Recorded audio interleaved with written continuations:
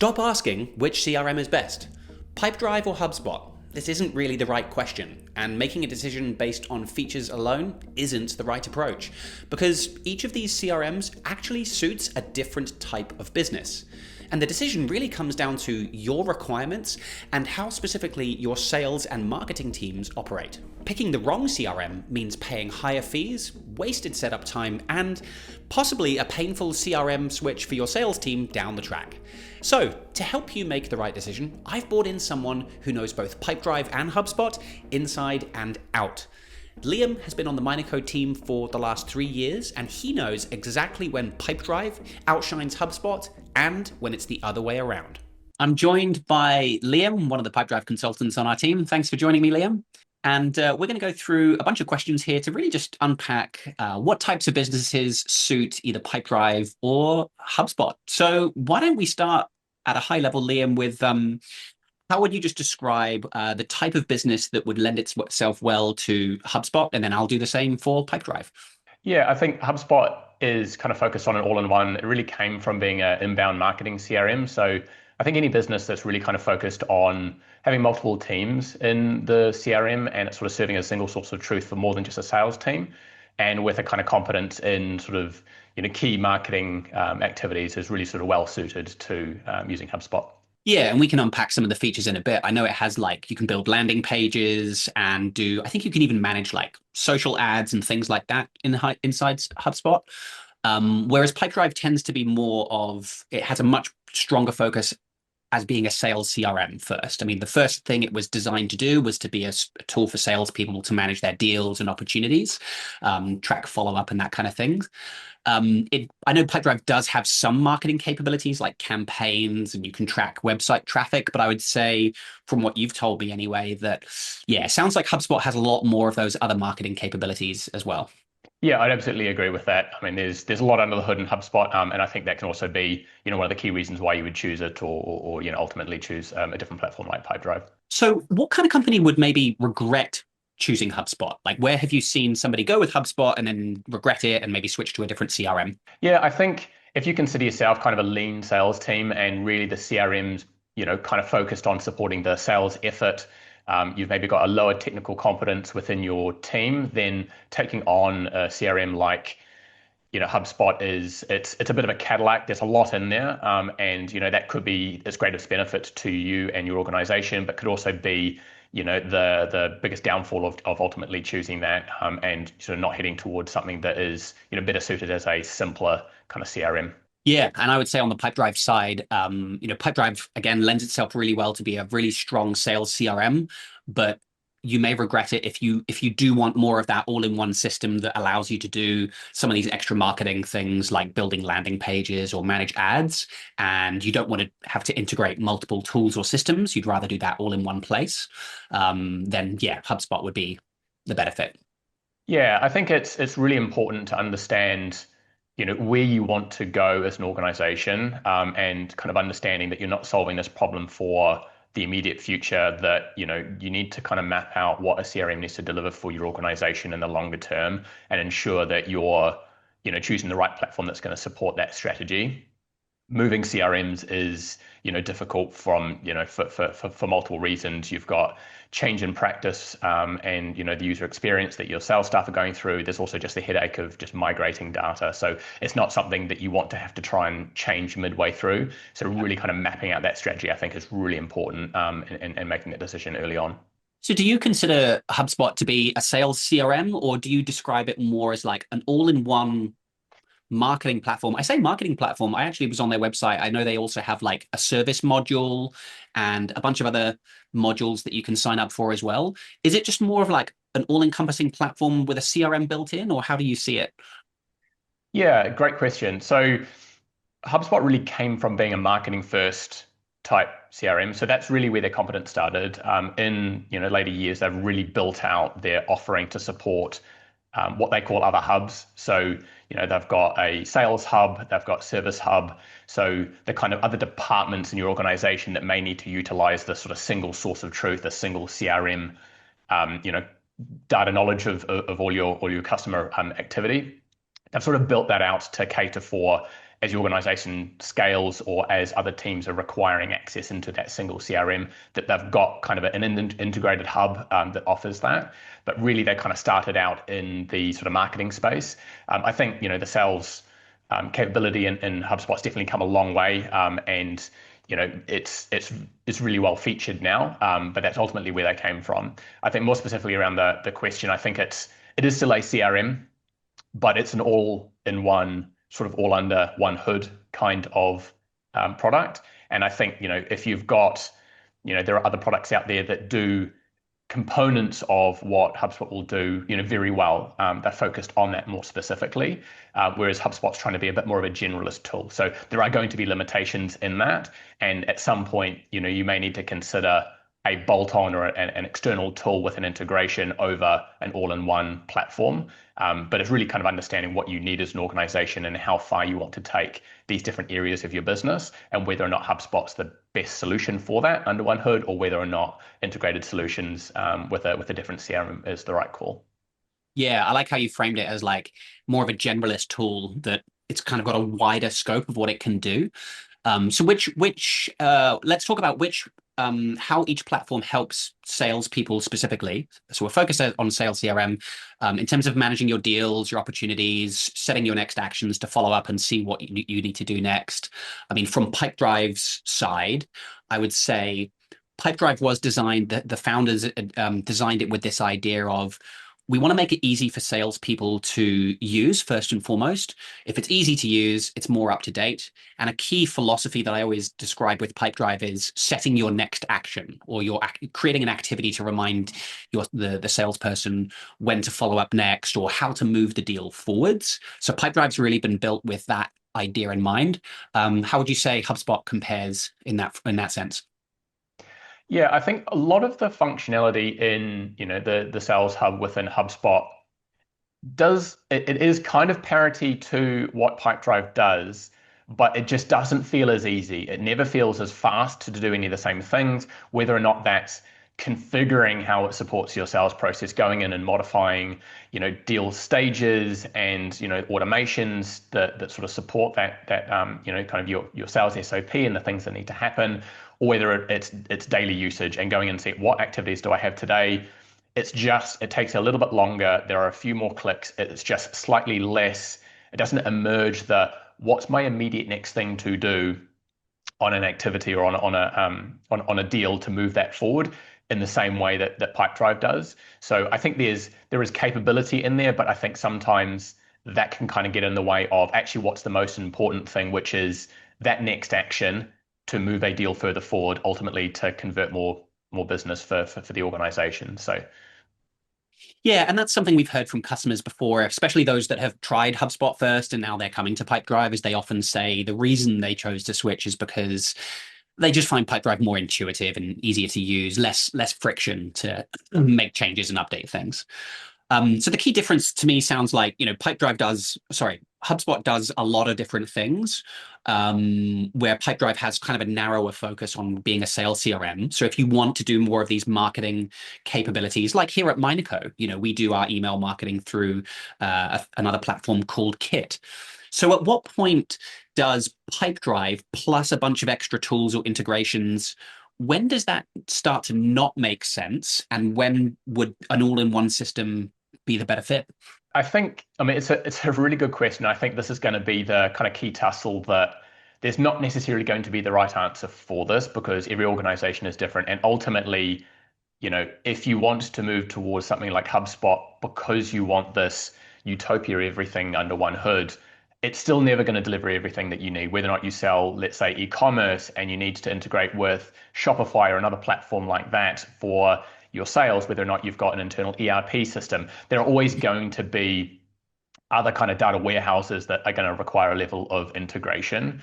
So I think it's really important to map out what those different systems are likely to need to be for your organization as best as you can when you're going through this process of deciding what your path forward is.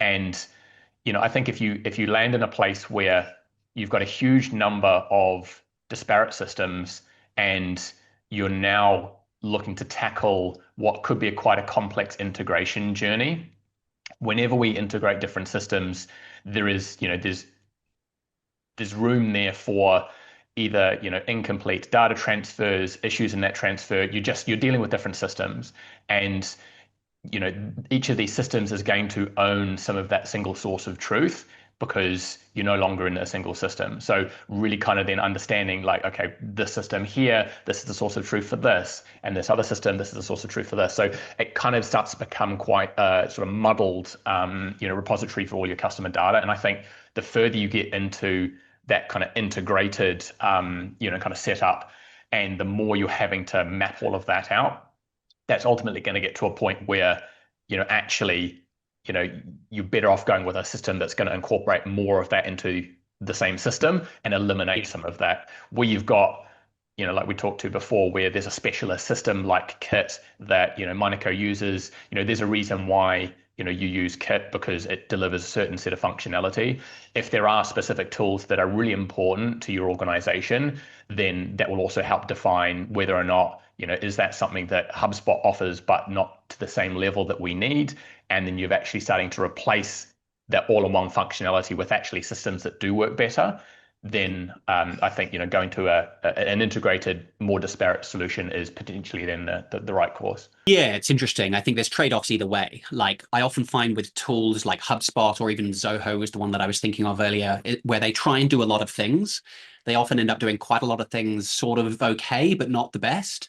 Something I've mentioned in videos before is that I like choosing the best tool for the job. Of course, I'm biased, but I think Pipedrive's the best CRM. We use Kit for our email marketing. I think it's a great marketing platform.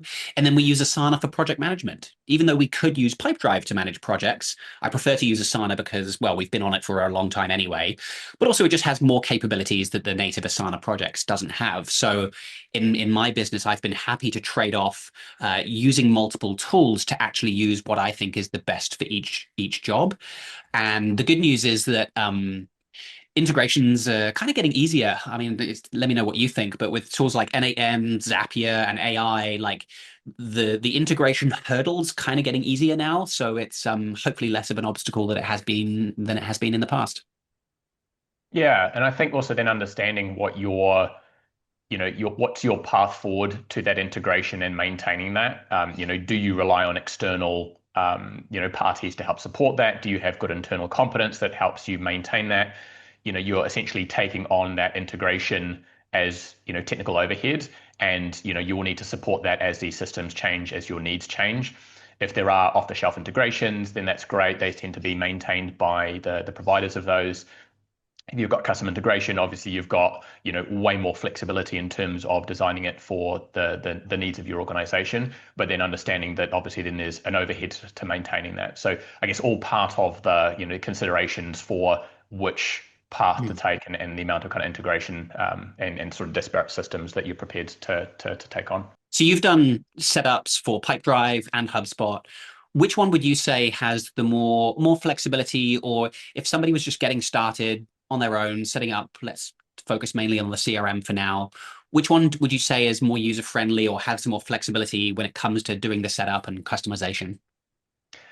Yeah, I think it kind of goes both ways for different reasons. So I think I'll talk to HubSpot first. I think HubSpot offers a lot of flexibility in the system. So, your ability to think of, I want to be able to do this with the CRM, I want this automation to be able to, move this bit of data around, whatever that is.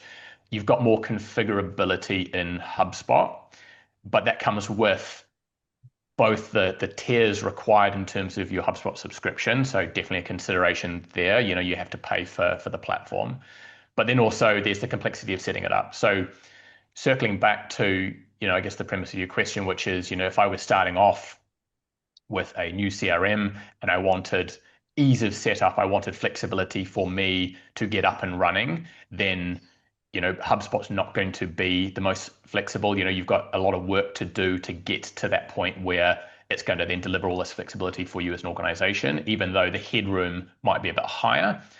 Pipedrive and the time it's going to take for you to, get to the point that you've got it delivering value back and you're able to, essentially then maintain your, sales process and it actually kind of drives real returns for the business is going to be a lot closer. and the technical hurdle is a lot less.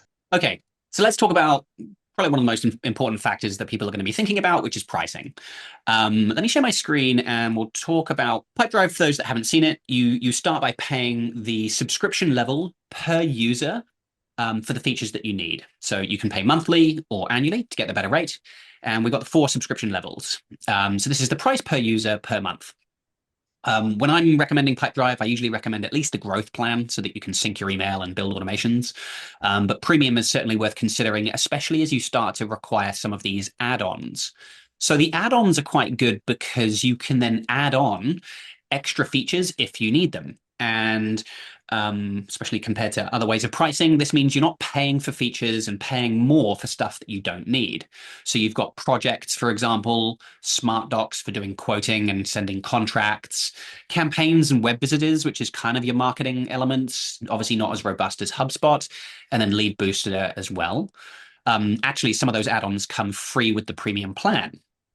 So the pricing is quite easy to calculate because it's simply the price per user for how many people you need access for, plus any add-ons. On the HubSpot side, talk me through the HubSpot pricing, because I was on the website the other day planning this video, trying to make sense of it. You can start for free, but then it gets quite expensive quite quickly. There's different modules, different tiers. Help me make sense of it. Yeah, it's definitely not the easiest. Let me share my screen. So depending on when you watch this video, the pricing configuration of HubSpot does change on a relatively frequent basis. So I guess the first point to make is there are different hubs. So, you've got a sales hub, a service hub, marketing hub. So that's where you need to consider, do I need functionality in that hub? And at what level? So within each of these hubs, generally there are a number of tiers. So you can see here in Sales Hub, we've got free. So there is a free option for HubSpot that has very limited use. It allows you essentially to store your data in there, but it's very difficult to use. You've then got a starter hub, moving up to professional, and then enterprise. So each of these will offer additional functionality within the discipline of the focus of that hub. So within sales. And I can see, sorry, Liam, there's a bit of a jump because it goes from $11 to $140, where Pipedrive kind of has quite a few options within that range, which is nice. Yeah, well spotted. So with Starter is really designed to allow people to start using HubSpot, start recording their data in there, get used to it. But very quickly, you end up by getting in a position where professional across any of the hubs is really going to offer you functionality that you're going to want and need. And ultimately, you're not going to be on Starter forever. Even though it seems cheap today, it's very much a land and expand tactic where it'll get you into using the platform, but ultimately at some point you're going to have to upgrade. So really understanding what the functionality is that you're going to need and whether or not you're going to need the higher level subscriptions in order to do that. A helpful way to build up what a package might be is going and using the create bundle functionality here. And this is basically a pick and mix smorgasbord. So you can go through here and sort of pick and choose the the hubs that you think you might need. Now, you may ultimately choose to start off with just a customer platform. So essentially, it gives you starter hubs at the cost of one starter hub for all of the different hubs. Great place to kind of start, but understanding where your kind of growth strategy is in terms of what you're going to need and plotting out that projected cost here. So if I was going to need marketing starter, but I wanted to have kind of comparable functionality to Pipedrive, I'm going to need some automation. So to get automation for this, I'm going to need to include sales professional. So very quickly, depending on the number of seats, so maybe I need to have 4 seats at sales professional. I've got these number of other hubs at starter. You could eliminate some of them, or although the cost is quite low for starter, very quickly the cost for the overall solution does definitely start creeping up. So it's really kind of understanding, ultimately, what am I going to need out of this platform, and where's some of that functionality hidden in terms of these higher hubs, and making sure you have a clear kind of path and understanding of that. Now, there are good discounts available early on. That can be a bit of a trap for some users that, by year 2 and 3, the cost will be ultimately a little bit higher, but you definitely can get discounts early on. HubSpot also tend to, push towards annual commitments as well. So definitely a much bigger investment consideration, moving forward with HubSpot. But depending on the functionality that you need, it may be the right call. Okay, thanks, Liam. And can you just explain what is estimated cost to get started versus the annual fee? Yes, good catch. So the estimated cost to get started, when we're using one of the Pro Hubs, one of the things that HubSpot is very kind of cognizant of is that people are, understanding how to use the platform. So there's essentially an onboarding process that they require anyone buying professional to go through. So that onboarding has a cost. Now, you've kind of got two paths to do that. You can either work with HubSpot specifically, and they will charge you essentially a fixed, startup cost. So you can see here, there's a one-time professional onboarding fee of Australian 2,160. The alternative here is to work with a HubSpot partner who essentially provides that onboarding for you. So, that cost is essentially bundled into the cost of working with a HubSpot partner. So that's kind of the second option. But you don't just get given the keys essentially once you sign up if you're at these kind of higher tiers, because ultimately they want to make sure you're able to use the platform effectively. So that comes with a certain level of onboarding that they require. So definitely an extra consideration for your initial startup. Okay, good to know. Because obviously, I mean, we get customers approaching us to get help setting up Pipedrive, but we have lots of different options available. Whereas they kind of, it sounds like it's more of like a mandatory fee they build into the price for you. Yes, yeah. So it's a mandatory setup for anyone looking at a professional hub, unless you're working with a partner who will essentially provide that service generally as part of a greater offering. So if you are going to do that setup with HubSpot, they're more focused on just specifically the HubSpot functionality and kind of getting you set up in the platform and using it. If you work with a partner, much like we do at Mineco for Pipedrive, it's more client centric, it's more your use case centric. We want to understand more in depth how you need to use the platform and then have it set up to work best for that. So you do have kind of a couple of options here, but it's definitely a consideration for if you're buying into these higher tiers, that there is an onboarding journey to go through, and there will be an onboarding cost that goes with that. Okay, so what I'm hearing is if you're considering HubSpot, book a call with their sales team. They can help you work out which level of each module is right for you. Yeah, more basic for marketing, maybe more for the sales, and then they can help with the price per seats and things. If you're interested in Pipedrive, we're a Pipedrive reseller, so we'll link in our actually down here. We'll link the request a quote from us. You can buy your Pipedrive licenses through us. Pricing is nice and simple, and we'll give you a discount off the list price as well. So let's start to wrap up then. Who should absolutely not choose HubSpot? Yeah, I think if you're a smaller organization, you're definitely sales focused.